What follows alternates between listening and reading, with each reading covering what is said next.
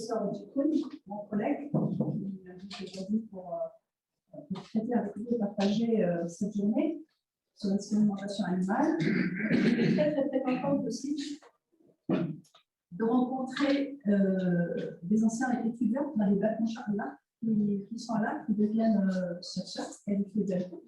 Ça c'est une joie vraiment immense.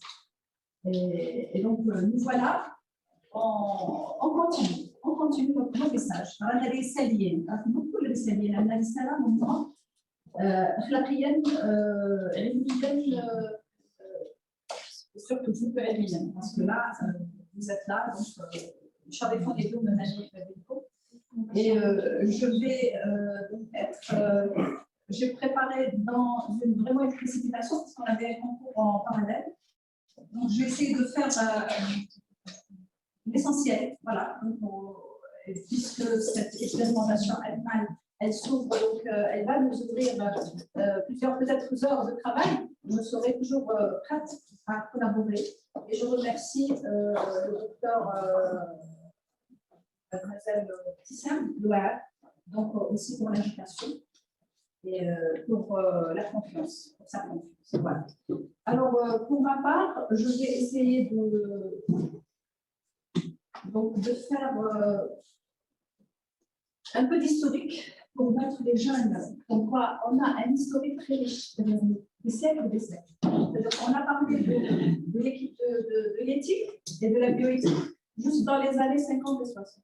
C'est faux pour nous, arabo-musulmans, parce que là, parce que Abdel il a parlé du contexte religieux. Moi, j'ai toujours tenu compte du texte. Donc, je vais donner un peu d'historique, le contexte historique de cette expérimentation animale. On va parler des objectifs, de quelques modèles animaux. Je n'ai pas tout ce que je connais connais pas tout. C'est ce que j'ai partagé et développé avec mes étudiants, mes doctorants et les PFE maintenant en biotechnologie.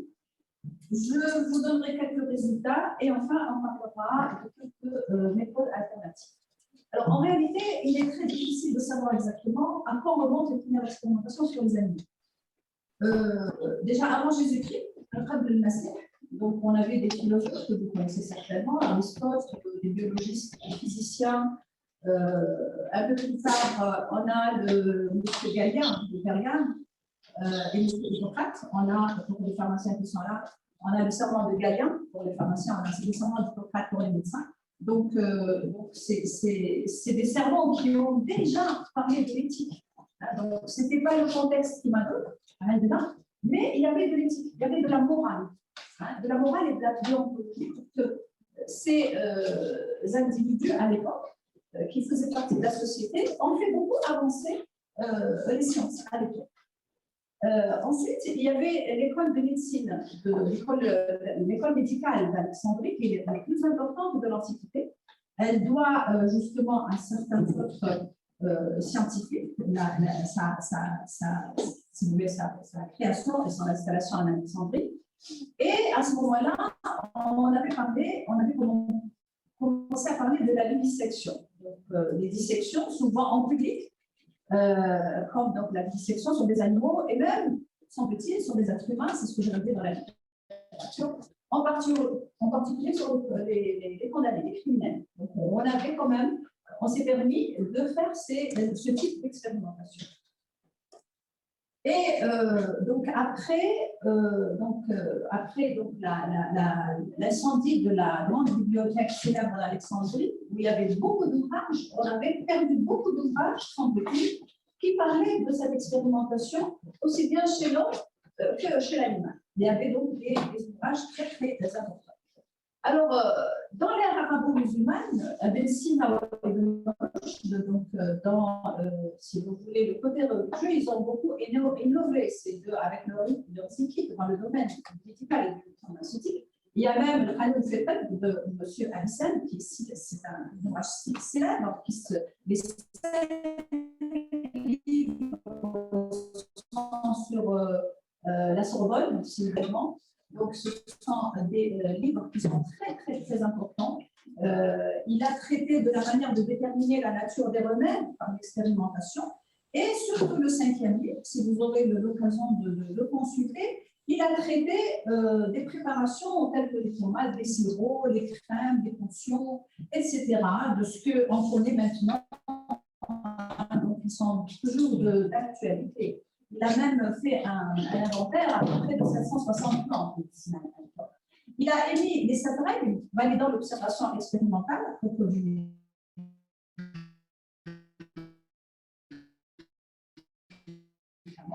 Et bien sûr, il s'est inspiré de Galien. Donc, les périodes, ils ont fait appel à des connaissances déjà acquises et écrites, surtout la philosophie de Galien.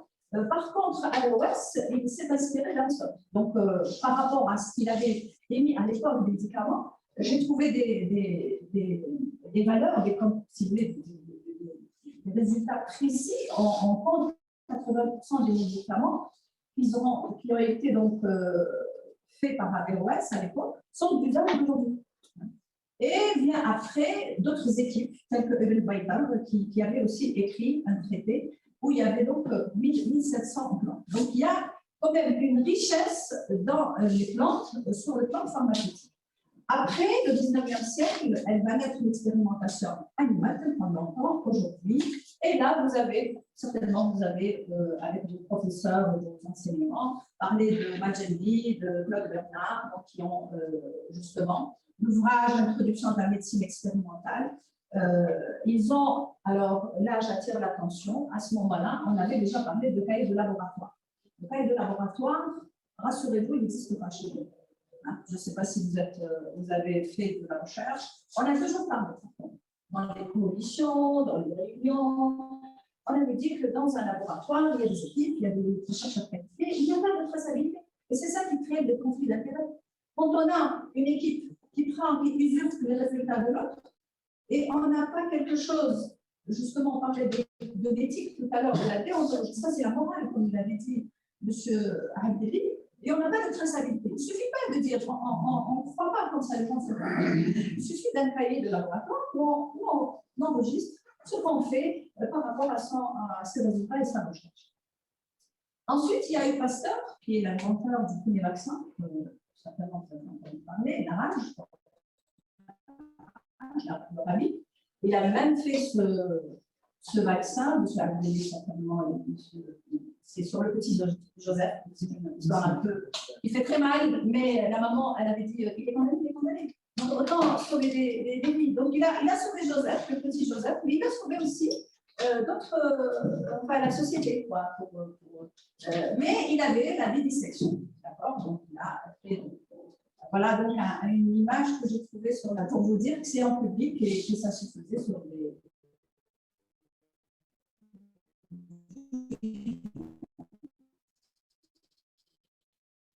Il a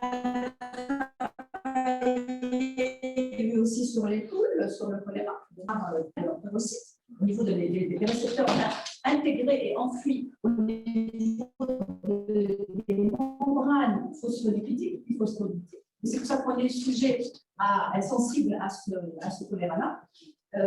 Il a même fait, avec votre successeur, des grèves, des transplantations, etc. Et après, il y a eu le courant parce qu'à l'époque, il y avait cette morale qui émergeait. Donc, pour des raisons morales, il fallait que les scientifiques de l'époque ne pas faire de mal à l'animal. Et c'est là le premier germe, si vous voulez, qui dit maintenant expérimentation animale, c'est en référence à cette petite phrase qui avait été développée par les savants au XXe siècle, on a connu des normes progrès en médecine, en radiothérapie, en biologie, en immunologie. Il y avait vraiment une explosion. Ça a donné des choses, mais c'était une période noire en parallèle comme un mot de la voix. Donc, on en a consommé. J'ai prélevé, je vais vous en parler après. Donc, en 1959, on avait donc les grands zoologistes et microbiologistes anglais et William Russell et Rex Birch qui ont donc avancé et demander à ce que des règles, vous avez appelé les 3 R, on va revenir, réduire, remplacer, raffiner, que vous connaissez certainement, et pour que justement cette règle-là, elle va servir à ouvrir d'autres champs de réflexion dans l'éthique de l'expérimentation animale. Vous avez, j'ai relevé donc dans les années 80-90 à peu près 115 millions d'animaux qui ont servi à l'échelle mondiale pour l'expérimentation animale. En 1986 apparaît la première directive européenne, M. Abdelli avait parlé tout à l'heure. Elle avait laissé libre choix dans les décisions du chercheur, c'est-à-dire c'est au chercheur de voir qu'est-ce qu'il fait avec ces animaux, il va les transporter, il se débrouille. Mais ça n'a pas marché. Il y a eu des dépassements. Donc,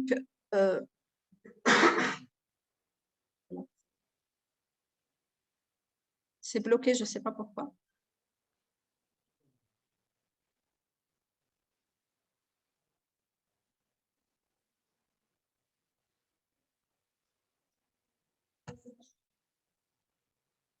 Voilà. En 2010, il y a eu la deuxième directive qui a été appliquée en 2013 sur les expérimentations animales. Et là, on avait donc insisté à ce que l'utilisation de ces animaux passerait par un comité d'éthique s'il n'y a pas d'autres méthodes alternatives. Donc, dans le cas où il y a d'autres méthodes alternatives, elle sera orientée et donc vers ces méthodes-là. Et on avait de ce fait insisté sur la souffrance à 4 échelles. Maintenant, en Europe, aux États-Unis, vous êtes obligé de passer par c'est un rapport qui va avec votre projet de recherche ou avec votre projet de thèse quand vous avez besoin d'utiliser les animaux. Et la sévérité, elle est soit légère, modérée, sévère, ou bien sans réveil donc euthanasié, comme on avait parlé tout à l'heure. Alors, donc, sur ce petit contexte historique, je vais rebondir sur les modèles d'études qui permettent, il n'y a pas que l'animal, hein, donc l'animal c'est l'objectif de la présentation, mais sachez qu'on a maintenant beaucoup d'autres éléments sur lesquels on peut s'appuyer pour faire ces expériences, ces thèses, ces publications. Donc on a des micro-organismes, on a des algues, on a des champignons, on a des virus, et on a maintenant, on s'intéresse directement, par exemple, dans le cancer, à la tumeur. Donc, on va directement à la tumeur, on traite directement la tumeur. On fait un profil, ce qu'on appelle un profil moléculaire génétique sur la tumeur A, B et C, D, donc directement, et on va établir une carte génétique des tumeurs par rapport aux patients, mais c'est encore contraignant pour le moment, donc je vais en parler tout à l'heure. Alors, les 10 découvertes majeures réalisées chez les animaux de laboratoire, donc ça a été des vaccins, ça a été des antibiotiques surtout, ça a été aussi des protèges pour surtout chez les animaux parce qu'on avait choisi la brebis pour les prothèses de la hanche, tout à fait au début, mais maintenant c'est beaucoup plus avancé, beaucoup plus développé. La première donc utilisation en 1920 de l'insuline. En 1950, c'était les prothèses donc, chez la brebis. La pénicilline dans les années 40 et dans les années 70, on avait donc traité, réfléchi donc sur des essais sur le cochon d'Inde. Le cochon d'Inde, c'est ce que vous connaissez pour le cobaye. Et ensuite, dans les années 80, on avait donc aussi utilisé le porc pour les applications de l'IRM, l'imagerie par résonance magnétique. Dans les années 90, avec l'arrivée du virus HIV, donc on avait aussi fait des expérimentations chez le singe. Maintenant, il y a des modèles animaux, on va reparler tout à l'heure, pour ces formes donc, un peu sévères, parce que c'est une immunodépression que va donner ce virus. On a mis donc en 2000 peut-être quelque chose donc, de vaccin contre le cancer cervical chez la femme, le cancer de l'utérus, du col de l'utérus. Ça a été donc fait en premier, compris comment ça fonctionne, les risques chez le lapin. Donc, c'était donc, en plus, en 2010, on avait donc utiliser le zebrafish, donc le poisson zèbre, pour l'utilisation des souches, pour la préparation des tissus cardiaques. Et enfin, donc, je dirais un mot sur les immunothérapies, donc les thérapeutiques, les thérapies plutôt futures et précises et qui donnent peu d'effets secondaires et qui sont donc des thérapies du futur, qui sont lourdes dans l'investissement, dans les financements, mais ça donne, si vous voulez, beaucoup de résultats. Vous avez donc les ACM, on a l'herceptine, les femmes qui sont HER2+, hein, donc où il y a 95% de tumeurs sénales, du tumeur de sein qui sont HER2+, parce que les profils sont différents, qui va répondre très précisément et très favorablement à ce type d'anticorps monoclonal. Vous avez l'anti-CD20, c'est un marqueur, si vous voulez, de différenciation. Les immunologistes, ils savent ce que c'est ce CD20, donc on a des anticorps maintenant monoclonaux qui bloquent la prolifération du lymphome B, qui est si vous voulez, un cancer qui atteint les lymphocytes B.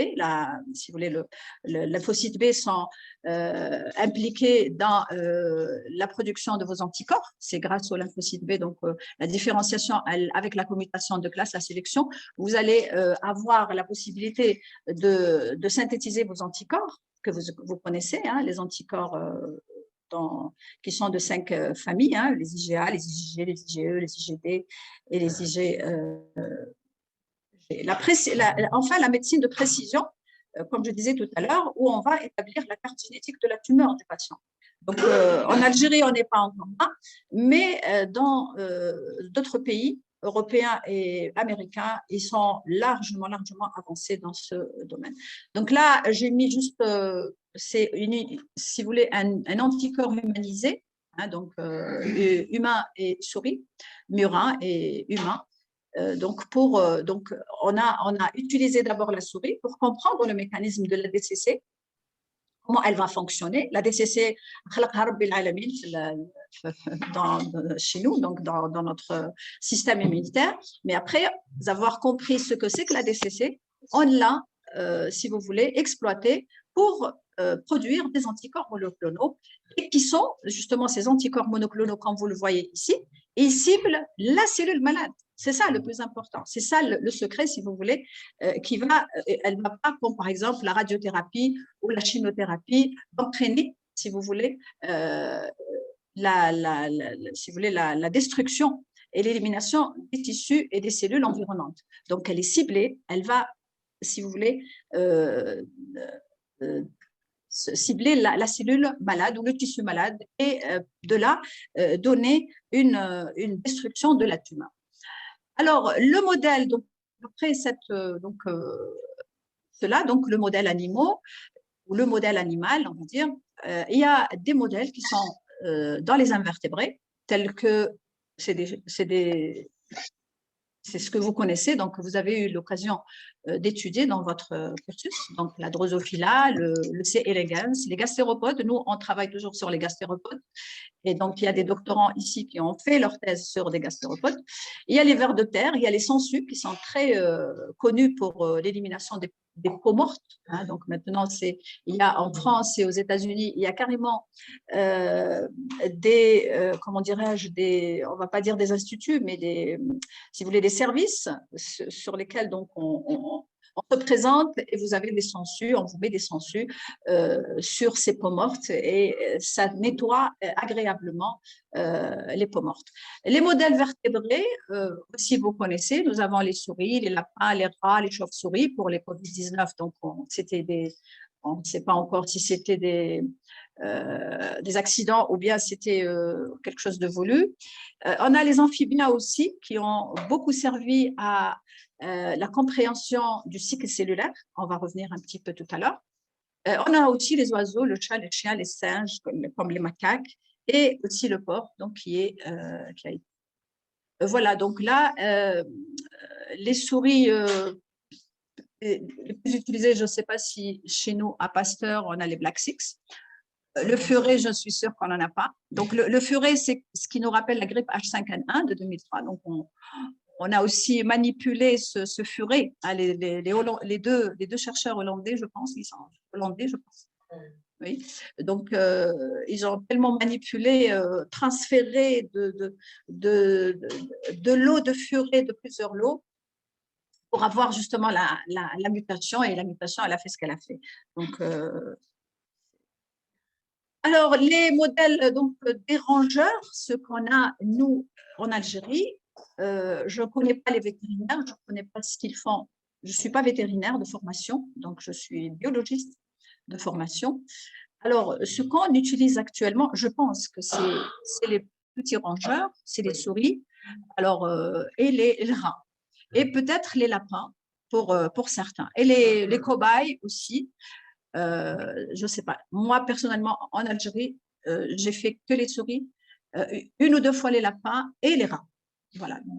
Et bien sûr, les escargots, c'est autre chose. Donc, c'est un modèle animal on a fait beaucoup de publications dessus, mais ça reste quand même un invertébré, donc on va dire autre chose tout à l'heure. Alors, sur le plan génétique, pourquoi le modèle murin? Le modèle murin, je parle de la souris. Donc, il y a 90% de ces gènes présentent des homologies avec les gènes humains. Ils ont une descendance nombreuse, développement rapide et aussi une taille réduite. Il parlait tout à l'heure le docteur Abdelli de la densité. Donc, dans une cage, si vous mettez des rats, vous pouvez aller difficilement. Donc, la capacité, elle va être difficilement par rapport aux souris. Donc, si vous allez multiplier votre expérience, vous allez multiplier si vous voulez, vos groupes de traitement. Et là, ça passe mieux chez les souris que chez les rats. Sauf que, il faut dire donc quelque chose de très important, si l'expérimentation, elle a beaucoup plus de résultats chez le rat que chez la souris. Donc là, c'est à vous de voir.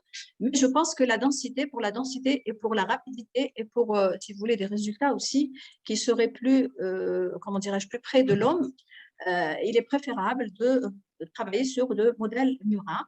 Alors, les trois lignées les plus utilisées dans le monde, hein, c'est les balbecées.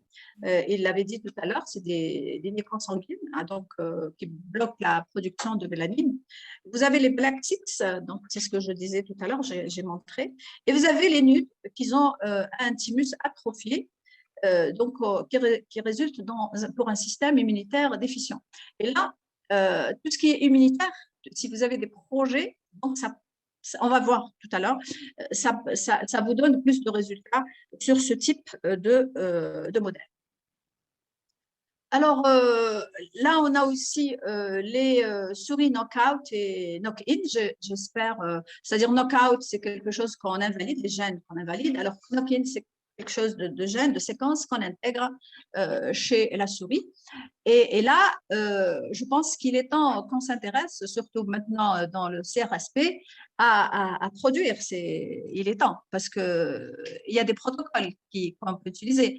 Les chercheurs avant nous, on va voir quelques exemples tout à l'heure, ils ont mis 20-25 ans et plus pour avoir, surtout les NMRI, par exemple, au Naval Medical Institute of Research, l'Institut américain, ils ont mis, je pense, 20 ans ou 25 ans, j'ai relevé des chiffres, pour avoir une souche, si vous voulez, un modèle, si vous voulez, qui arrangeait ce qu'il avait comme expérience. Donc, autant copier, hein, et prendre des protocoles qui existaient déjà, les faire ici, et pour être indépendant. Parce que si on veut vraiment développer une recherche, par exemple en immunologie, en cancérologie, ce sont les deux, dans la santé humaine, je pense qu'il faut être indépendant et mettre le paquet. Ça veut dire dégager des financements, des investissements pour dire on va être indépendant, parce qu'on parle d'animalerie. Ça peut être une animalerie T3 ou T2, donc c'est pour les pathogènes par exemple, où on va vraiment être indépendant. Parce que si on a le modèle animal, après ça va être facile pour créer des biomédicaments ou voir l'efficacité des biomédicaments et des drogues sur lesquels on va travailler. Il y a des thèses qui vont démarrer sur ça et je pense que vraiment ça donnera beaucoup de fruits. Alors, donc là, je donne juste quelques modèles, les onco-souris, les souris Dodji qui bénéficient d'une mémoire d'intelligence vraiment très, donc en neurobio, je pense que ceux qui ont fait la neurobio. Vous avez les fat mice, les souris qui sont obèses et qui sont sujettes pour développer un diabète en raison d'une inactivation du gène, parce qu'il faut connaître tout ça. Hein. Donc, tout ça, c'est votre bibliographie, votre sens de chercheur de la littérature. Le développement du protocole. C'est-à-dire, pour faire quelque chose de bien précis, de bien fondé, il faut avoir, si vous voulez, un background dans ce que dit la littérature. Parce que si vous allez faire un thème de recherche et vous allez développer quelque chose qui a été fait ailleurs, votre thèse, elle va être obsolète. Et vous allez rencontrer des problèmes au moment de la publication de vos résultats. Donc, la littérature, l'exploitation des données de la littérature, hein, donc vous dites, moi, je vais travailler sur la littérature depuis 10 ans, décennies de ce que je vais faire aujourd'hui en 2021, pour voir est-ce qu'il y a des protocoles qui m'arrangent. Mais là, on peut copier. On peut copier, le problème n'est pas là, mais tout en n'ayant, si vous voulez, l'œil sur l'originalité de notre travail. Alors, vous avez les covalent tolerant mice qui n'ont pas le canal sodique, qui provoque justement une douleur du froid. Donc, si on veut faire les vasoconstricteurs, les vasodilatateurs dermiques, hypodermiques, ce sont des souris qui peuvent donner beaucoup de résultats, d'accord, au niveau de la peau, au niveau donc des vaisseaux sanguins, des capillaires, des artérioles, on va dire, pour être précis pour ceux qui ont fait la physiologie des grandes fonctions, au niveau de la peau. Donc aussi, ces modèles expérimentaux, donc, ils ont été développés justement grâce à certains, si vous voulez, pathologies lourdes, telles que le cancer, le sida, maintenant la maladie d'Alzheimer qui touche de plus en plus d'Algériens, le diabète ou encore la douleur. Alors, comme je vais vous parler de je pense, j'ai relevé deux exemples. Les souricides, Severe Combined Immunodeficiency, qui ne possèdent pas de lymphocytes T et des lymphocytes B matures. Qu'est-ce qui s'est passé ici? On a fait de manière à ce qu'il y ait cette recombinaison VDJ que les immunologistes doivent connaître, elle est défectueuse. Hein, donc, les développements des lymphocytes T, elle va s'arrêter au stade de CD4 double négatif, CD4-, CD8-. Et comme vous connaissez, pour les immunologistes, les gènes RAG1 et RAG2, ils vont être, si vous voulez, inactivés. Ils vont s'exprimer très faiblement ou parfois pas du tout. Alors, de plus, les systèmes RSS, les séquences, si vous voulez, signal, Combination Signal Sequence, sont aussi incapables de donner des jonctions codantes. Et donc, du coup, si ces jonctions codantes sont absentes, vous n'allez pas avoir votre commutation de classe, vous n'allez pas avoir la synthèse des immunoglobulines. Donc, tout ce qui est immunité, si vous voulez, à médiation humorale dépendant des anticorps, elle va être complètement chez la souris. Hein, je parle de la souris. Et ça a servi, on peut le faire ici. Hein, donc, je vais parler d'un petit appareil donc, qui coûte cher. Je ne sais pas, je n'ai pas une idée, je ne me rappelle pas de l'idée parce que moi, je l'ai vu il y a quelques temps. Mais si vous voulez, ce sont des manipulations, je veux dire, qui sont faisables. Hein, ce n'est pas sourcier. Voilà. Et puis, il faut avoir les moyens. Je pense que la ressource humaine, tous les jeunes, elle est prête. Elle est prête. Et aussi, les formations, on va revenir après. Donc, les systèmes RSS, j'ai dit, elles vont faire défaut.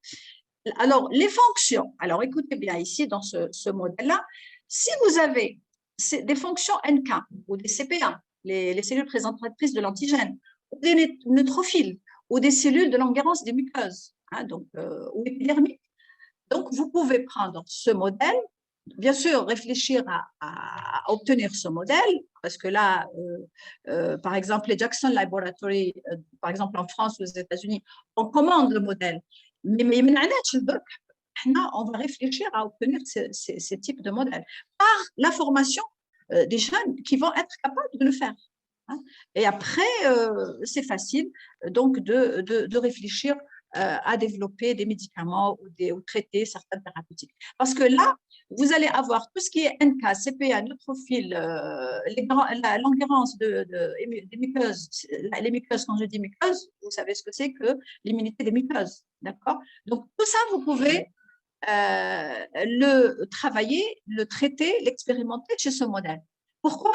Parce que vous ne serez pas dérangé, si vous voulez, par ce qui est immunité à médiation humorale dépendante des anticorps. C'est-à-dire que vous allez être libre à proposer ou à expérimenter vos drogues ou là, vos biomédicaments, etc. Vos essais, on va dire. Sauf que ce modèle a une durée de vie courte. Hein, c'est des animaux qui ne vivent pas très longtemps, c'est 8-9 mois, et ils attrapent justement un lymphome.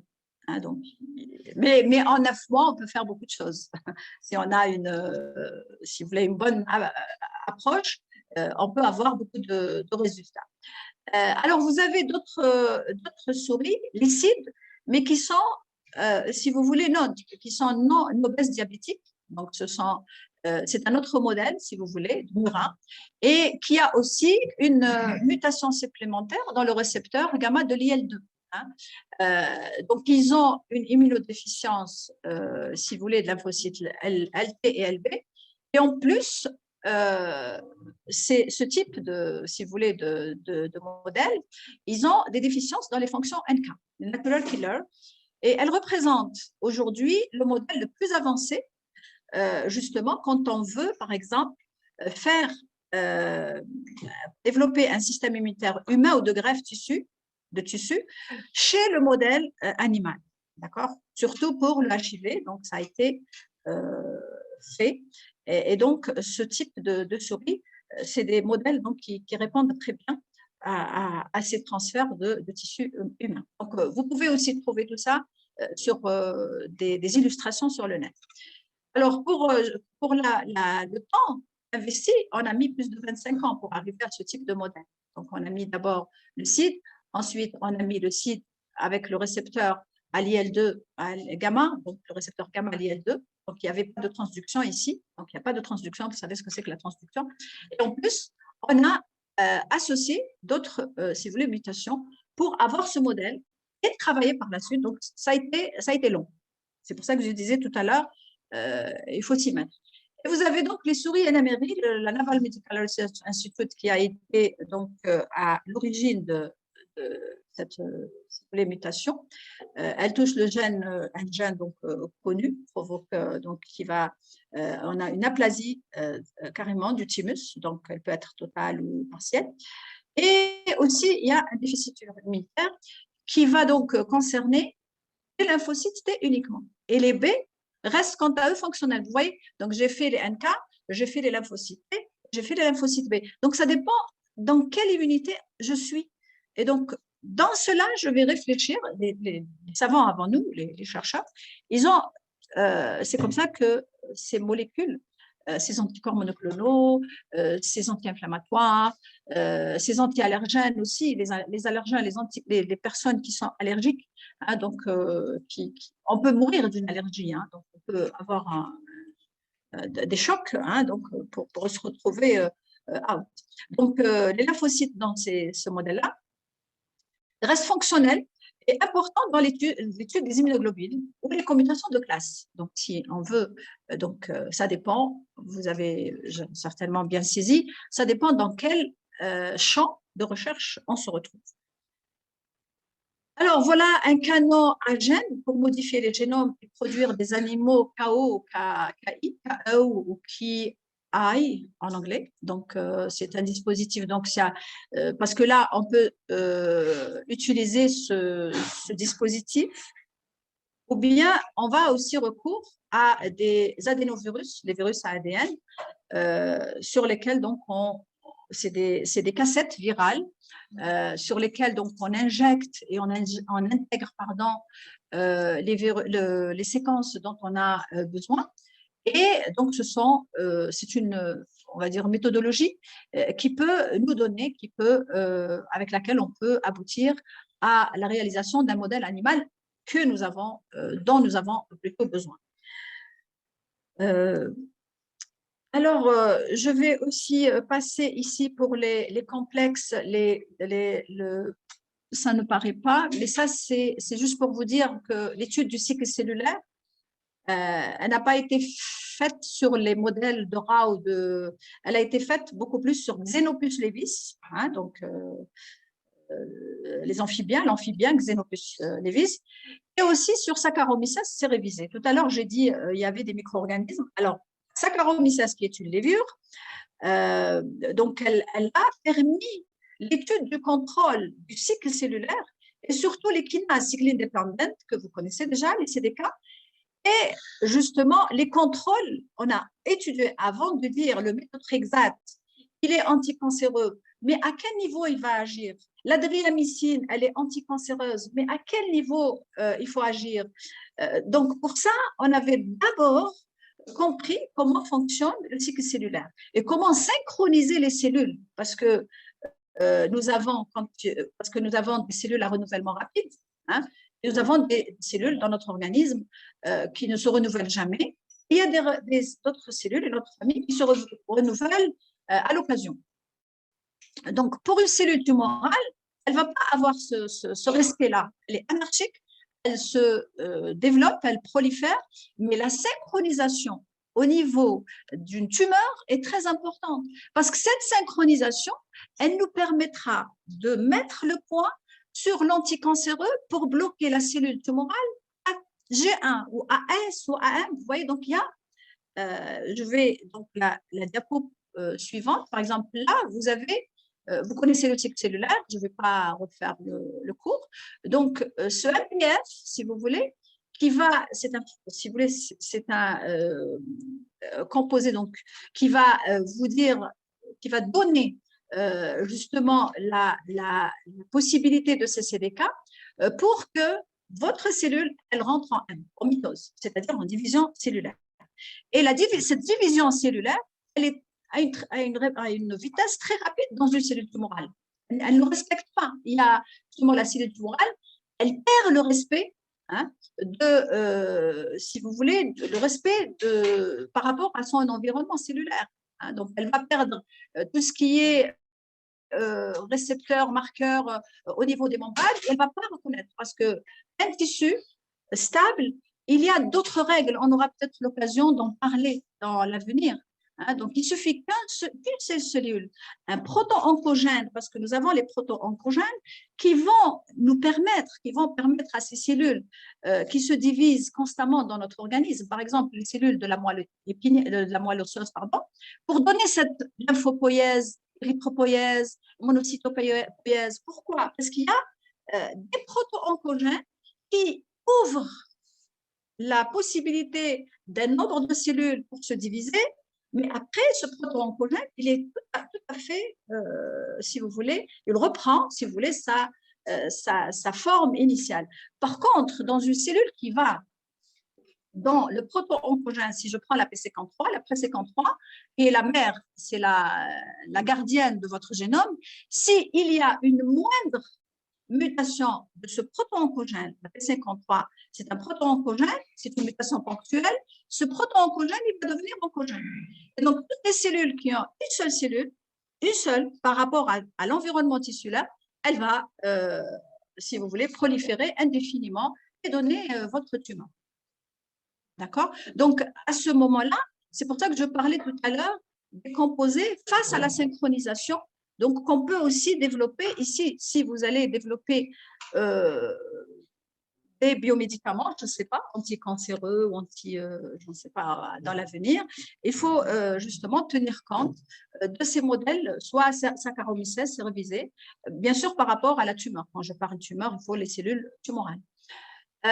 Donc là, c'est aussi grâce à ces modèles-là de Saccharomyces et de Xenopus levis, on a compris comment se déroulent justement ces facteurs de croissance qui vont permettre à la multiplication cellulaire pendant un certain temps et retour à l'état normal. Donc, il y a ce qu'on appelle le phénomène de transduction. On pourra aussi, à l'avenir, préparer des conférences ou des workshops là-dessus, parce que si vous voulez, les phénomènes de transduction, si vous voulez, la cellule tumorale, si on est dans le cancer, elle ne va plus être en mesure de respecter les pathway signaling, c'est-à-dire les voies de signalisation. Parce qu'une voie de signalisation, quand on rentre par le facteur de croissance, le récepteur au facteur de croissance, vous avez des étapes qui arrivent à réveiller certains gènes. Mais réveiller certains gènes par rapport à un certain temps, un laps de temps.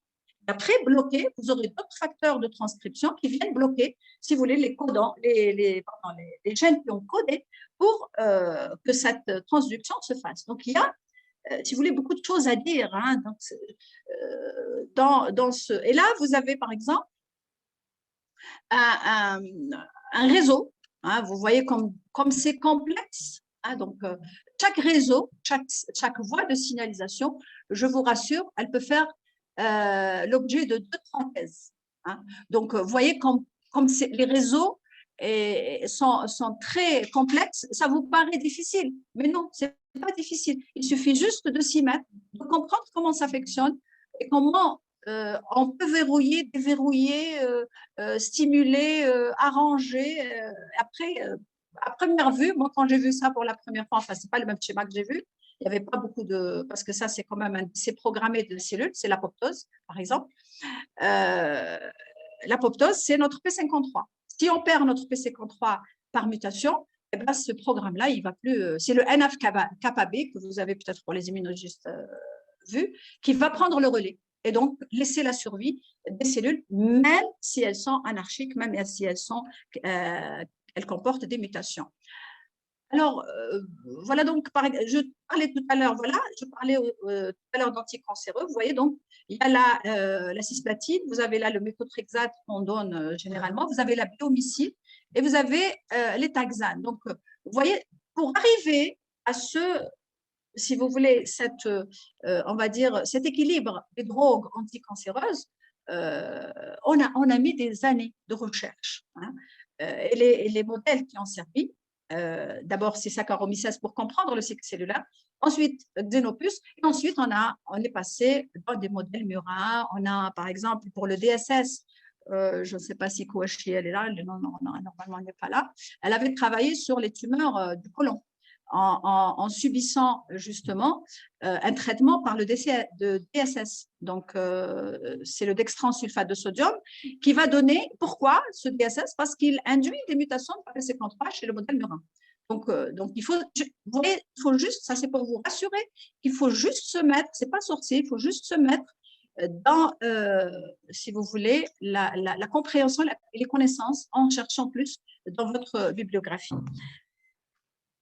Alors, donc là, je vais parler de la chimiothérapie. Donc là, alors les modèles animaux pour le SARS-CoV-2, c'est-à-dire le Covid-19. Alors, j'ai pas eu le temps. J'ai trouvé des articles de 2020-2021. J'ai pas eu le temps. Franchement, j'ai pas eu le temps. Je m'excuse. J'aurais aimé vous mettre un protocole qui peut donc.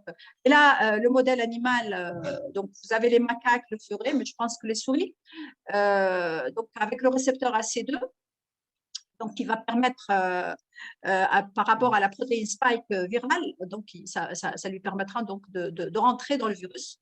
Donc, il permet au virus plutôt de rentrer dans ces cellules, dans nos cellules, donc les pneumocytes. Alors, parallèlement et en complément de ces modèles, il y a d'autres modèles. Tout à l'heure, on avait évoqué un petit peu les modèles in silico, les modèles in vitro, par exemple sur des cellules épithéliales de trachée, qui ne nécessite pas de modèle animal. Donc, on peut vraiment travailler, mais alors les méthodes in silico, on peut gagner sur l'argent, sur le financement, on peut gagner aussi sur le temps, mais je ne pense pas que l'in vivo ou bien la culture in vitro sur les cellules pneumocytes de notre trachée auront des résultats plus importants. Hein. Donc, le vivant, si vous voulez, on doit passer par le vivant. Peut-être l'in silico, il va nous orienter mieux, il va nous permettre de gagner un peu sur les réactifs, ça c'est certain. Les chercheurs avant nous, partout dans le monde, maintenant c'est comme ça que ça marche. Donc on fait une orientation. Après, selon les résultats, on est mieux orienté sur l'application, sur notre modèle, sur notre recherche, sur notre thèse, etc. Sauf que quand on parle de Covid, il faut avoir des animaleries quand même spécialisées et des laboratoires aussi qui traitent du pathogène. Hein, donc, P2, P3, voire même P4. Bon, on n'a pas ça encore en Algérie, mais je pense qu'il y a une P3 à Pasteur. Oui, parce que moi, j'avais envoyé en 2012 des étudiants qui avaient travaillé sur les souris-sous pour l'antirabique, le vaccin antirabique, 2012 ou 2013, je ne me rappelle pas.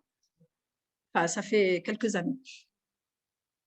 Alors, donc, je disais les méthodes alternatives. Donc, on a, je parlais des in silico, les cultures cellulaires. Donc, il y a aussi des techniques qu'on a développées il y a 2 ans sur le chick embryo system, c'est-à-dire l'embryon de poulet. Donc, chick, c'est le poulet, donc les embryons de poulet. Et vous avez les méthodes human on type sur les puces. Sauf que ces méthodes-là, il faut les valider.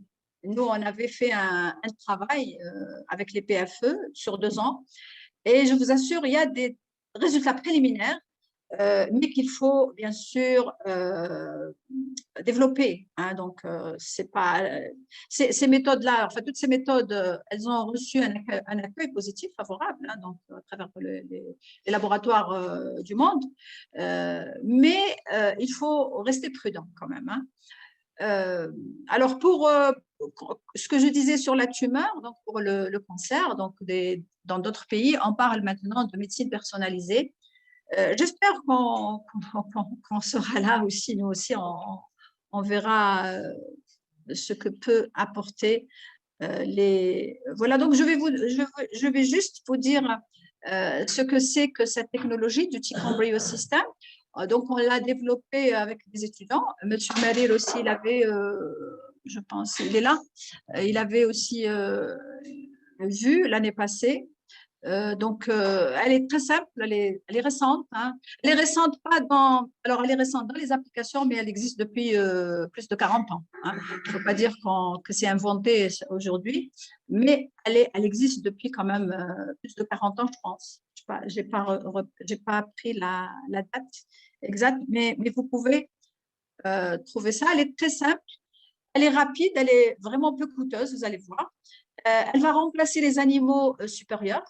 Elle est très conforme à l'approche 3R de l'éthique, donc on n'a pas besoin, parce que l'embryon, pendant la manipulation de l'embryon, on n'est pas obligé de passer par un comité d'éthique. Moi, j'étais il y a 2 ou 3 ans avec le Scripps en Californie. Il passait donc toutes des œufs et des œufs, sauf que ça sentait mal, ça sentait un peu mauvais dans le laboratoire, enfin dans la salle, plutôt pas dans le laboratoire, dans la salle.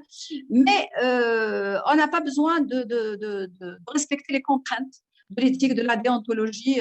En plus, les embryons, pourquoi tout ça? Parce que les embryons sont insensibles à la douleur. Donc, on n'a pas besoin, mais vous allez voir, on peut aussi travailler sur ça, développer et puis voir peut-être. Alors, le protocole est simple. Donc, à partir des queues de rat, on va préparer du collagène type 1, donc, qui est très simple. C'est des techniques très, très simples, vous allez voir. Après, donc on va prendre les poules, donc, du poulet, sur lesquels donc alors ça c'est un extrait pour vous dire d'un article, d'un article donc en cours qui va et de 2 PFE. Donc j'ai extrait ça pour qu'il n'y ait pas de problème donc par rapport à mes étudiants. Donc là après 7 jours d'incubation ex ovo, donc on récupère l'œuf à l'extérieur de l'embryon. Et donc, il y a des étapes ici que vous voyez, donc en jour, les débuts d'incubation. Donc, ça se passe dans un, voilà, donc on passe par un incubateur d'abord à 37,5. Ensuite, on fait, donc on a monté, les ingénieurs ont monté ici une petite, enfin, on va l'appeler une petite fignole, mais collée à un disque un petit peu aiguisé, qu'on a été aiguisé avec un aiguiseur. Et parce que là, l'œuf, il ne faut pas le manfarsour, parce qu'avec une farceau, hein, pour dire un petit peu les termes, si vous voulez, vous allez avoir des contaminations, donc il faut tout, dans tout ça, il faut que ça soit très décontaminé et faire attention à ce qu'il n'y ait pas des poussières ou des choses qui passent à travers. Donc, on va, voilà, donc on doit d'abord voir que c'est fertile, hein, donc avant de commencer à travailler. Voilà, donc on fait une petite incision, hein, de 1 à 2 cm et donc vous allez avoir voilà, donc ça va dans l'incubateur à 37,5. Alors, ce modèle-là, c'est pour l'angiogenèse. L'angiogenèse, vous savez, c'est si vous voulez, c'est l'apparition de nouveaux, pour ceux qui ne connaissent pas, l'apparition de nouveaux vaisseaux. Et l'apparition de nouveaux vaisseaux, elle peut être importante, comme elle peut être quand même, comme elle peut avoir des conséquences un peu contraignantes. Alors, quand je dis l'angiogenèse, quand on parle de phénomène de cicatrisation, donc nous, ici, on a testé les molécules cicatrisantes. Donc, on peut voir, et là, alors j'ai oublié, il faut avoir le stéréomicroscope. Donc, nous, on a le stéréomicroscope. Donc, on va voir, on a vu à T réel, à time réelle, là, si vous voulez, la production du vaisseau. Hein? Donc, là, c'est des gros vaisseaux, là, c'est des petites artérioles, et là, qu'on voit à peine, c'est des petits capillaires. Donc, on peut suivre à temps réel, si vous voulez, cette angiogenèse par rapport à nos drogues. Là, on a mis des cellules tumorales du nasopharynx, hein, du cancer du nasopharynx, qui nous a été donné, que je remercie au passage le chef de service, qui nous a donc donné quelques fragments que nous avons. Bien sûr, on a traité ces fragments par la trypsine DTA pour avoir des cellules isolées. Donc, ça, c'est un travail que je ne l'ai pas ici présenté. Et après, c'est un peu de la culture cellulaire. On a laissé pousser un petit peu 48 heures. Ensuite, on a pris ces cellules, on les a étalées et ensuite on les a étalées sur une matrice qu'on a aussi conçue à l'UNSB, et sur cette matrice on a mis du collagène, parce que la matrice, il faut qu'il y ait un lit de collagène, et à travers ce lit et à travers le stéréomicroscope, on va calculer ce qu'on appelle le score angiogénique par le nombre, on le voit, hein, donc c'est réel. Vous voyez même le sang qui va circuler avec une certaine vitesse à travers la matrice, avec les pores ici de la matrice, à travers la cellule tumorale. Et donc, vous voyez que les cellules, si vous voulez, ces fragments-là, on va les appeler comme ça, parce que finalement, on les a traités auparavant, parce qu'un fragment, ça ne passe pas ici. Vous allez vous trouver que votre cellule tumorale, elle est en train, pourquoi elle prolifère? Parce qu'elle sécrète des facteurs de croissance. Et ces facteurs de croissance, je vais vous le montrer sur le schéma, ils viennent trouver leurs récepteurs sur les vaisseaux et donner de nouveaux vaisseaux. Je vais vous montrer comment ça marche, le schéma, comment ça marche réellement, si vous voulez, pour cela. Donc là, si je trouve que mes drogues ont, si vous voulez, stimuler cette angiogenèse, ça veut dire que mes drogues, elles ne seront pas… Moi, j'ai besoin de ne pas avoir de l'angiogenèse, de stopper les vaisseaux. Hein. Donc, pour moi, si vous voulez, ces molécules ou ces drogues que vous allez peut-être pouvoir tester, elles seront beaucoup plus bénéfiques dans les phénomènes de cicatrisation. Parce que dans une cicatrisation, pour que cette cicatrisation ne me donne pas un début d'inflammation, parce que l'inflammation, elle risque aussi de s'orienter vers comment dirais-je, une forme tumorale, il ne faut pas l'oublier, parce qu'on peut avoir une nécrose, parce que pour ceux qui ont fait l'apoptose, donc la nécrose, elle peut déboucher sur une prolifération anarchique. Par contre, l'apoptose, non. Hein. Dans les phénomènes de cicatrisation, c'est pour ça quand on a une cicatrisation, quand la cicatrisation, elle est sur la peau, si vous voulez, on peut la prendre en charge. Mais je parle de cicatrisation qui est cachée au niveau d'un endothélium, par exemple. Ça, c'est pas facile de le trouver. Donc, les médecins, je ne sais pas si on n'a pas de médecin ici, ils peuvent nous dire beaucoup plus sur ça. Donc, il y a d'autres drogues, mais je pense que là, on peut suivre, si vous voulez, ces effets ou cet aspect, si vous voulez, angiogénique ou anti-angiogénique.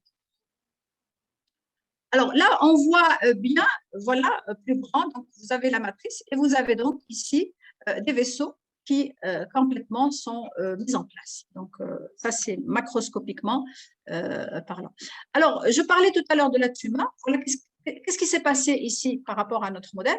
Donc, vous avez ici la tumeur. La tumeur, c'est les cellules qu'on a mises sur justement ce chick embryo et qui a, si vous voulez, sécrété ces facteurs de croissance. Ces facteurs de croissance, ils vont trouver des récepteurs au niveau des cellules endothéliales ici, les cellules, le péricyte, si vous voulez, et exciter la production, la prolifération des cellules pour donner ce vaisseau. Donc ça, c'est le vaisseau, le néo-vaisseau, c'est-à-dire le vaisseau nouvellement construit au profit et au service de la cellule tumorale. Parce que la tumeur, pour moi, si je fais ces drogues-là, il ne faut pas qu'il y ait cette néo-angiogenèse. Hein. Donc, les molécules qui ont cette capacité-là, ils vont isoler cette cellule tumorale. Et la cellule tumorale, si elle n'a pas de sang, elle ne peut pas proliférer parce qu'elle a besoin d'un milieu acide et de beaucoup d'énergie dans le glucose et beaucoup d'autres éléments. Parce que c'est un ensemble de cellules.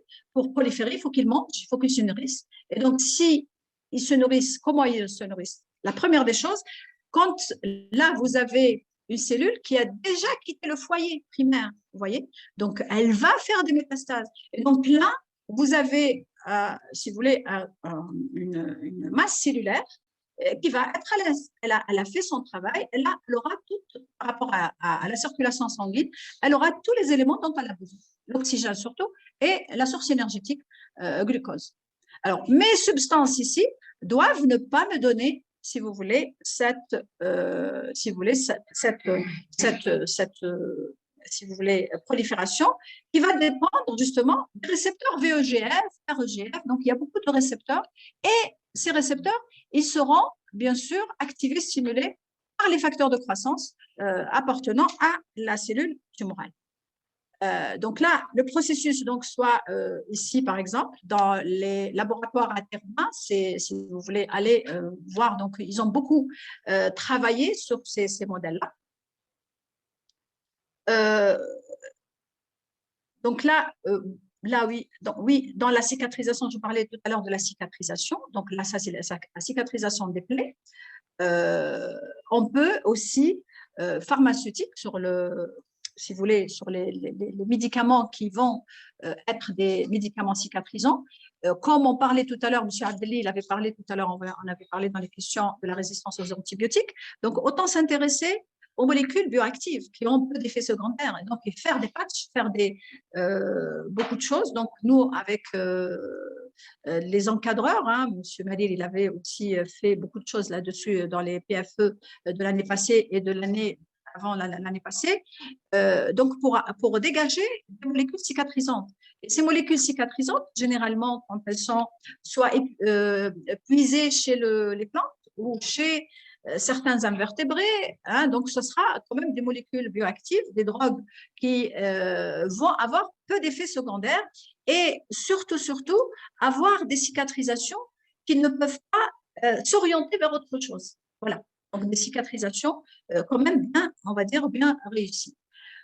Bon, je vais pas m'attarder parce qu'il y a des choses plus importantes, la formation. Donc, il y a donc là les maladies que vous pouvez peut-être aussi dans les thèses, dans les projets de recherche que vous allez, je ne sais pas. Donc, il y a la progression tumorale, on peut avoir les ulcères duodénaux. Il y en a aussi quelque chose en Algérie dont on souffre. Donc, monsieur Delouiche, peut-être, il en a, c'est les rétinopathies.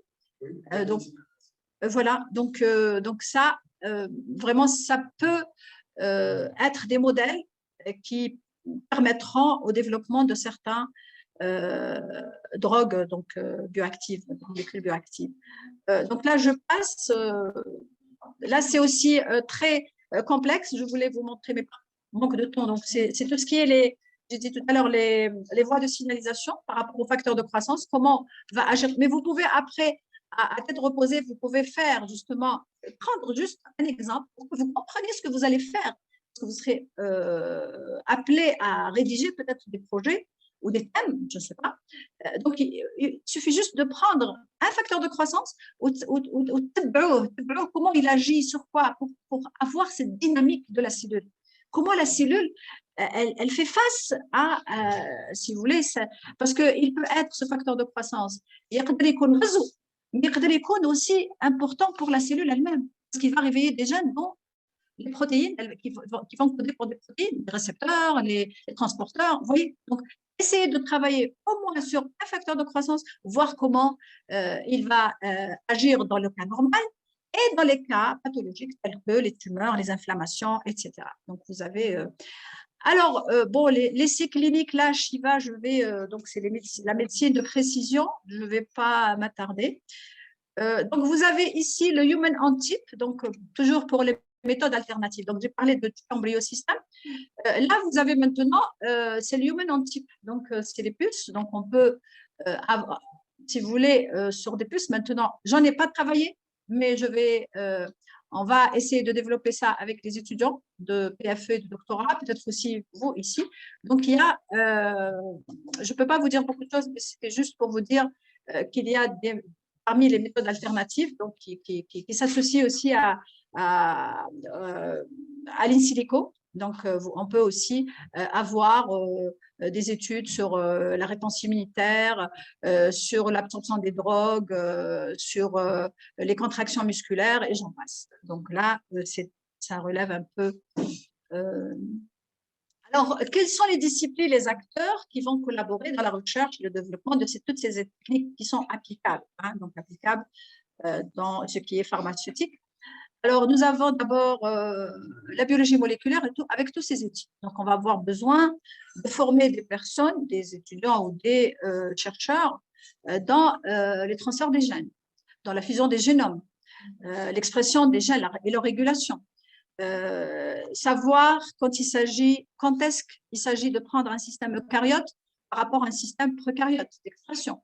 Si vous allez travailler sur la mitochondrie, il faut prendre quand même un organisme qui a des mitochondries. La bactérie n'ayant pas des mitochondries, elle a d'autres façons de se procurer de l'énergie. Donc, il faut connaître votre système, est-ce qu'il est adapté ou non. Production de cassettes virales. Donc, on peut, sur un virus, un adénovirus par exemple, on peut enlever des séquences et intégrer des séquences et remplacer et le rendre quand même important dans le transfert des gènes. Les immunotechnologies. Les immunotechnologies, on a parlé beaucoup dans le passé pour les immunologistes. Donc, on avait, c'est beaucoup plus développé il y a 10 ans. Donc, on est trop en retard. Les cultures cellulaires, le génie tissulaire, le génie microbiologique, le génie chimique, la bioinformatique. On ne peut pas s'en passer maintenant. Donc, c'est un outil, c'est une approche, on peut l'appeler de différentes manières. Mais l'outil bioinformatique, surtout, est essentiel pour la recherche, et surtout la recherche biomédicale. Et vous avez donc la formation du chercheur, l'oncologue, le biotechnologue, le pharmacien, le biologiste fondamentaliste, le médecin, le chirurgien, le bioinformacien, et on n'oubliera pas le chercheur dans l'éthique, qui est donc, je pense, un fondement pour tout ce qui va se faire dans la recherche pharmaceutique et biomédicale. Alors, mettre en place, donc toujours dans la formation, des écoles doctorales. On peut le faire, donc en oncologie, médecine, biologie, pharmacien. Interaction surtout et collaboration entre médecins et biologistes. Elle n'est pas toujours facile, il faut le dire. D'accord. Donc, il faut quand même s'approcher l'un de l'autre. Réviser surtout ce qu'on peut faire, ce qu'on peut démarrer, surtout pour ce que je disais tout à l'heure, les biopuces ADN, les séquençages de haut débit, le NDS, la nouvelle génération, et aussi penser, je ne sais pas si pour les tumoritech, parce que les tumorétèques et les banques de cellules, on aura besoin dans la recherche. Donc, on doit mettre ces… on parlait, M. Dikoun parlait tout à l'heure de plateforme. Donc, peut-être… Moi, j'ai, je ne sais pas moi, quand je parle par exemple de transfert plutôt de greffe, si je suis à Constantine, si je peux faire le typage HLA pour Monsieur Chihili, il y a quelque temps, en 2011, je pense, on avait proposé, mais ça n'a pas abouti. Il est à Bardaya ou la Tamen Rasset. Il m'envoie, il n'est pas obligé de venir. Hein, donc là-bas, c'est comme on a fait pour le Covid-19. Donc on a mis un peu les RT-PCR un peu partout. Donc on peut avoir son typage HLA. Et je ne sais pas moi, à Oran ou à Annaba ou à Constantine, on peut répondre par l'offre d'une greffe, par exemple. Hein, au lieu de mettre sur la liste, de faire… Donc, ça va très vite. Donc, ça se fait dans les pays développés. Et bien sûr, on ne peut pas faire tout ça. Donc, la ressource humaine, donc tout ça, c'est la ressource humaine, mais on ne peut pas faire ça sans réserver des budgets conséquents pour la recherche dans ces domaines-là. Donc, il faut des budgets. C'est des budgets lourds. Hein, on a été dans les laboratoires. Moi, j'ai été dans le laboratoire Pasteur à Paris. J'ai été au Scripps en Californie. J'ai vu, donc je partage mon expérience. Donc, j'ai vu comment les gens travaillent, mais ce n'est pas suffisant. La ressource humaine n'est pas suffisante. La ressource humaine, elle est appuyée. Il y a, si vous voulez, on va dire tout un bataillon derrière. Hein. Il y a le financement, il y a l'éthique, il y a le makarim al-akhlaq, par exemple. Quand je parle de morale, de déontologie, c'est prônable, mais c'est un peu dommage. Donc il y a ce respect. Donc, il y a d'autres, si vous voulez, critères dont on ne peut pas parler dans la recherche, mais je vous assure que c'est les fondements de la recherche qui ramène des résultats et qui ramène des solutions aux problèmes de la société. On ne peut pas aussi rester isolé. Je reviens à la plateforme. Il faut établir des collaborations nationales, internationales surtout, pour rattraper le temps. On a perdu beaucoup de temps, et aussi pour valider nos protocoles, installer des référentiels. Maintenant, il y a l'assurance qualité. Donc, on va dire que le protocole, peu importe où on n'est pas là.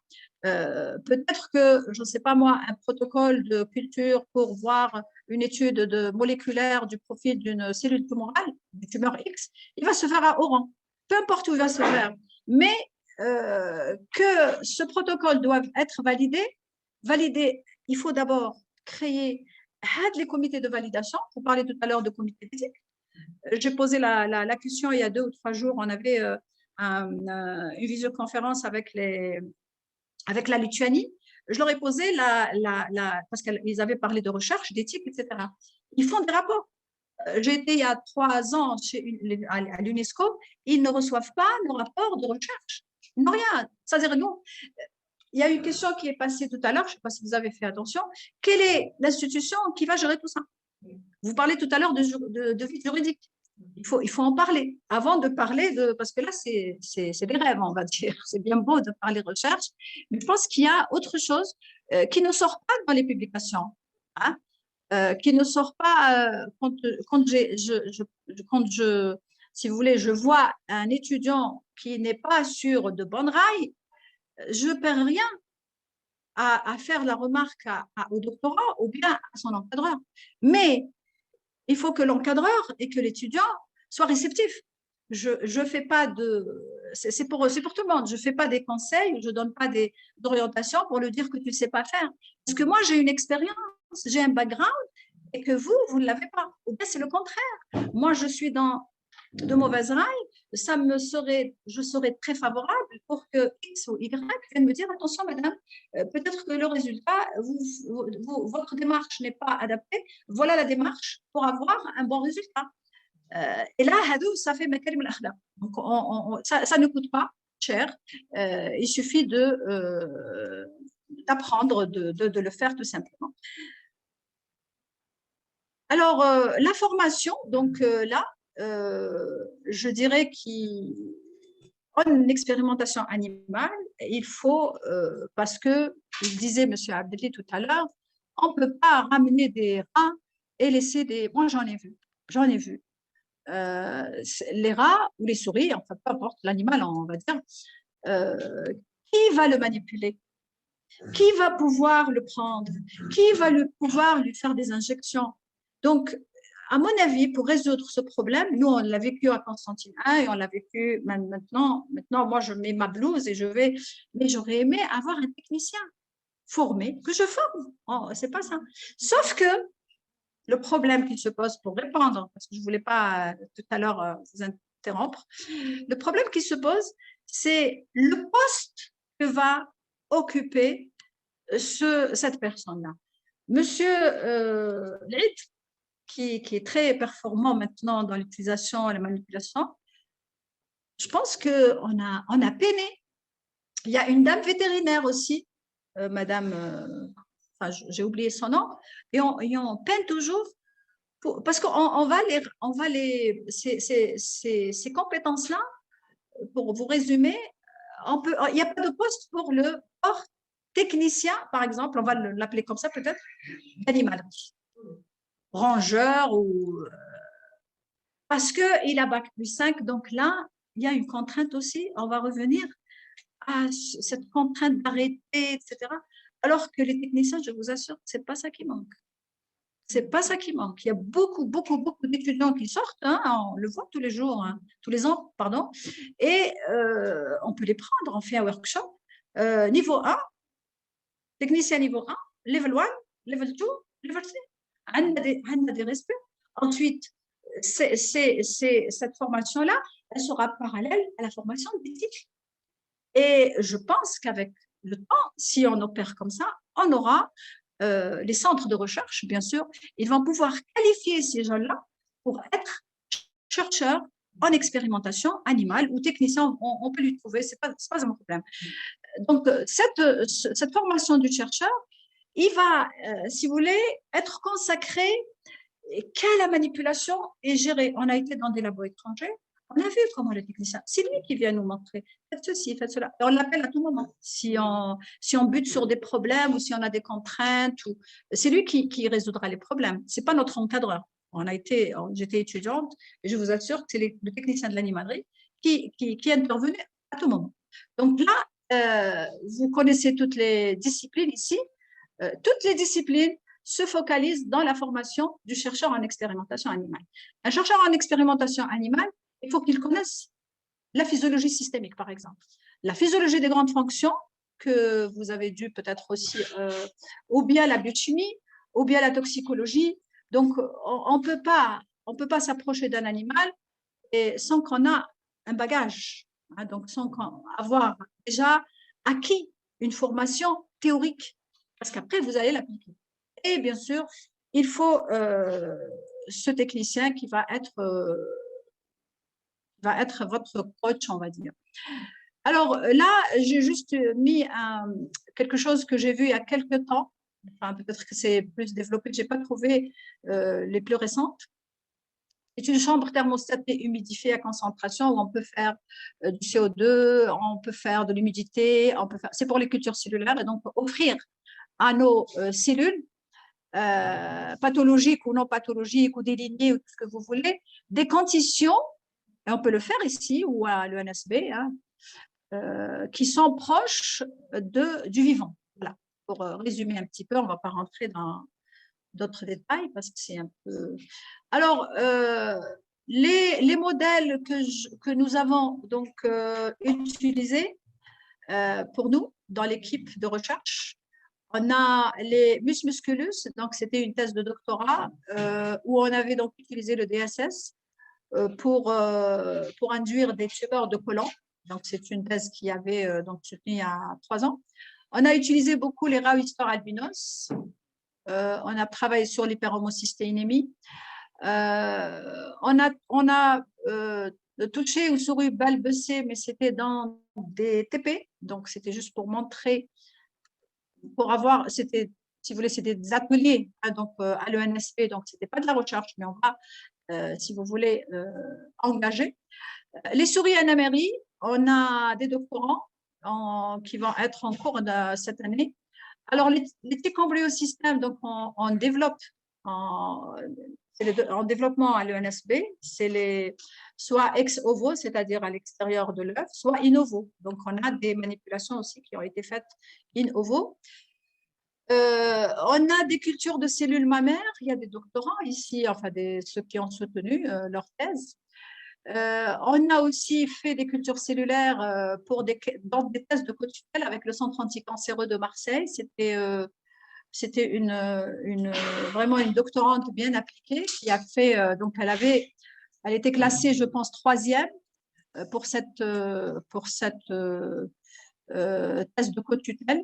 Donc, elle avait travaillé sur le leucémie. Elle avait travaillé sur elle avait mis au point justement une déficience comment dirais-je, d'une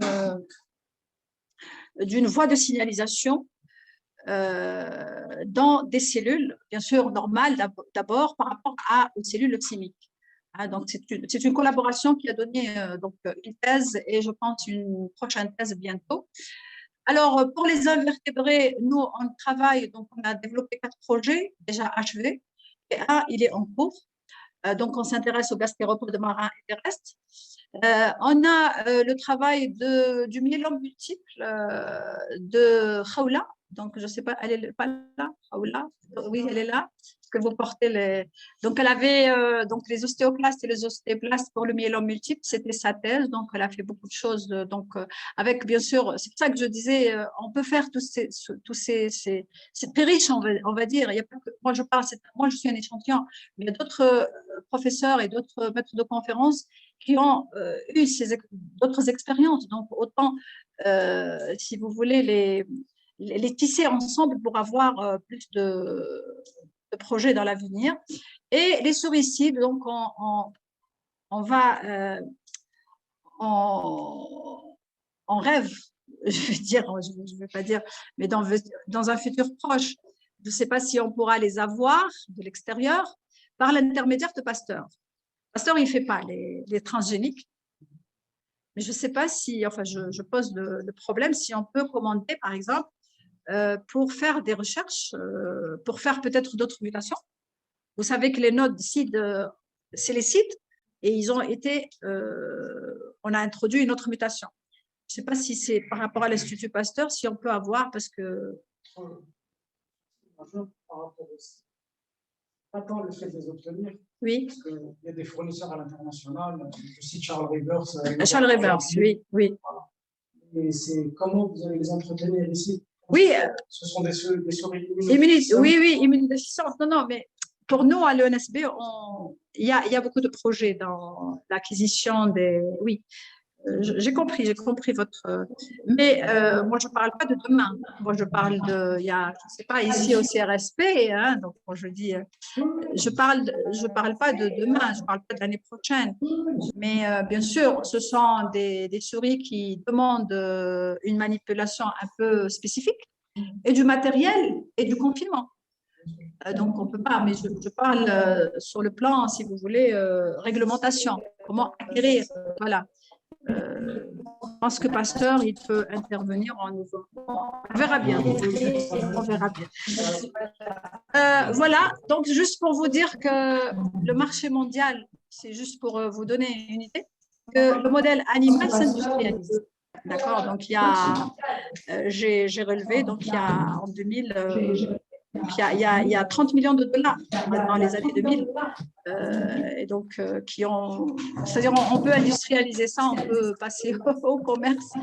Alors, les modèles animaux, les messages, enfin, je vais terminer par des messages, pour laisser des messages. Donc, avant de parler, de s'engager sur un modèle animal, d'abord, il faut réfléchir à comment le remplacer. Donc, pour cela, il faut réfléchir sur l'utilité et les limites. Est-ce que tel ou tel animal, on peut donc chercher, innover des protocoles simples qui traiteront d'une seule fonction, par exemple, d'un seul remède aussi. Respecter les règles d'éthique et de bioéthique. La formation continue. J'espère que dans les centres de recherche, elle va être quand même entretenu, suivre l'évolution des données, ne pas s'engager, par exemple, dans des thèmes et projets de recherche, comme j'ai dit tout à l'heure, obsolètes, pour ne pas, justement, parce que là, on se retrouve face à des problèmes dans les publications, offrir des financements et surtout mutualiser les moyens. Donc, comme je disais tout à l'heure, je ne sais pas moi,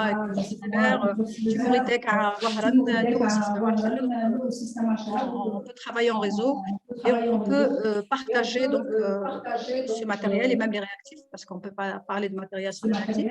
Et surtout, éviter le plagiat. Donc, pour ne pas, parce que là maintenant, il y a le texte de 2001 qui a complètement modifié le texte de l'arrêté numéro 932 de 2016. Donc, il faut prendre conscience aussi des arrêtés de réglementation. La recherche, on ne peut pas la faire sans la réglementation, comme on l'explique. Et je finirai par donc, une petite phrase. Happy animals make good science. Donc, plus, il avait parlé, M. Abdili, tout à l'heure, de leur offrir une relax. Parce que c'est vrai, un animal stressé ne donne jamais de résultats, des résultats que vous attendez. Alors, je vous laisse les liens à la bibliothèque du NIH, le National Institute of Health, American National Institute of Health. Donc, vous avez une très riche que vous pouvez, je ne sais pas après, parce qu'il faut avoir l'accès, mais je pense que le centre de recherche, après, il pourra peut-être créer des liens ou alors, vous avez le guide de la retraite des animaux, le GRAL, qui est un groupement de réflexion et d'action pour l'animal. Vous allez apprendre beaucoup de choses dans ce GRAL. Alors, pour l'Algérie, engager un travail sérieux, je souhaite, pour établir des protocoles à suivre au sein de nos labos, travailler sur des modèles animaux, si possible, et engager la recherche sur les modèles transgéniques. Et donc, soyons sérieux et soyons efficaces si on veut vraiment continuer de ça. Et je termine par la phrase du philosophe Rabelais. La sagesse ne peut pas entrer dans un esprit méchant, et science sans conscience n'est que ruine de l'âme. Voilà, je vous remercie d'avoir été conscient. Et je m'excuse pour avoir mis du temps, dépassé mon temps. Est-ce qu'il y a des questions? Charlie.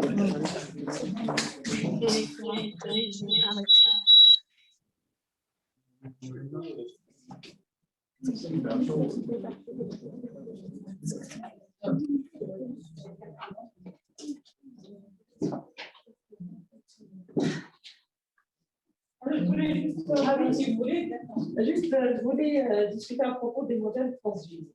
Est-ce que vous ne pensez pas que peut-être c'est mieux d'utiliser l'animal dans sa forme naturelle,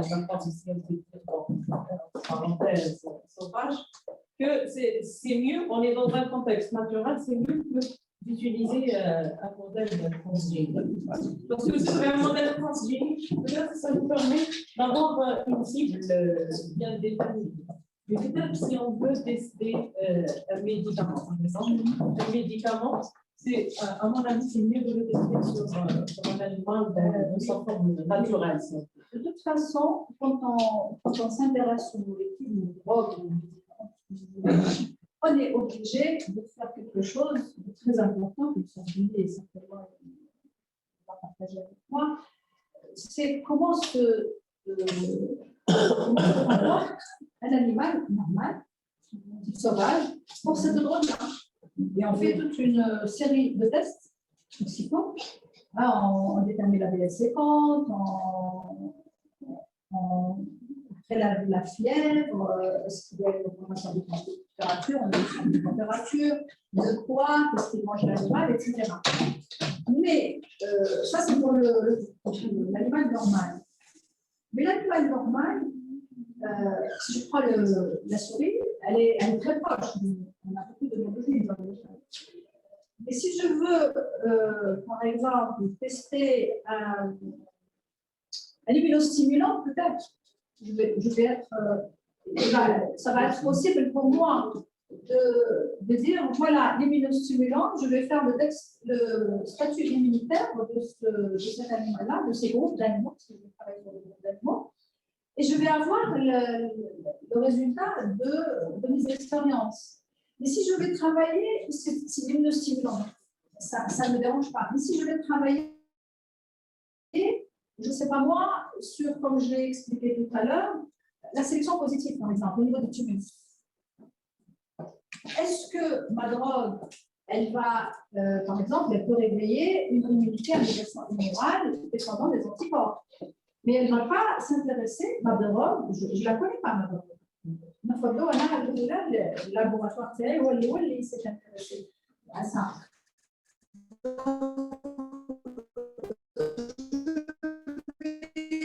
Me poser la question, est-ce que c'est une légalisation étrange dans l'animal progénique? Parce que chez l'animal sauvage, les deux voies de maturation, elles vont exister.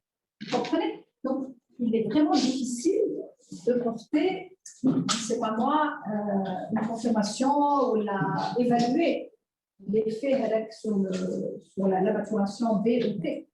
Donc là, je serai obligée de passer par un animal transgénique. Voilà, donc. C'est la finalité, en fin de compte, qui va justifier. Tout à fait. C'est la finalité qui va. Bon, peut-être que c'est une finalité académique d'utiliser un transgénique par rapport à un sujet normal. Voilà. Tout à fait. Voilà. Tout à fait. Mais on peut utiliser des animaux normaux, ce qu'on a fait dans la thèse de Kouachi, c'était des musculeuses. Ça, moi, je l'ai appris dans la littérature. C'est dommage, complètement. Mais on peut apporter l'apparition de tumeurs au niveau des glandes de l'hydarchoud, au niveau du côlon. Donc, on l'a vu, on a fait des dissolutions, on a bouffé. Moi, je lui disais, attends, il ne faut pas se précipiter, il faut s'assurer que dans le côlon, il y a bien des tumeurs à l'intérieur. Donc, on a disséqué, on a mis des colorations, et je vous assure que le DSS, il a été très bénéfique. Mais c'était des sous-sculus. Donc, on a des expériences, comme il disait. Donc, c'est de la finalité que dépendra votre précision et votre choix du modèle animal, je l'ai dit tout à l'heure. Donc, ça dépend de ce qu'on veut, et ça dépend aussi de présent. Quelqu'un qui réfléchit, qui cherche, soit sûr qu'il va trouver le protocole qui va lui donner des résultats publiables dans des revues de renommée. Ça, on est passé par